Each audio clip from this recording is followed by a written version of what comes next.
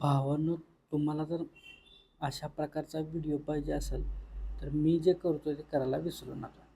बघा, दोन तुमचे पहिले फोटो घ्यायचे आहेत. फोटो घेतल्याच्या नंतर त्याला टॅप करायचं आहे. टॅप केल्यानंतर त्याला डुप्लिकेट करायचं आहे.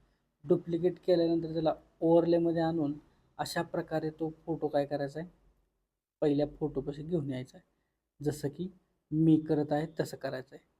ते केल्याच्या नंतर तुम्हाला त्या फोटोवरती काय करायचं, टॅप करून खाली स्क्रोल करून रिमूव्ह बीजी हा ऑप्शन दिसत आहे. त्याच्यामध्ये रिमूव्ह बीजीमध्ये जाऊन तुम्हाला काय करायचं आहे, तो बॅकग्राऊंड फोटो रिमूव्ह करून घ्यायचा आहे अशा प्रकारे.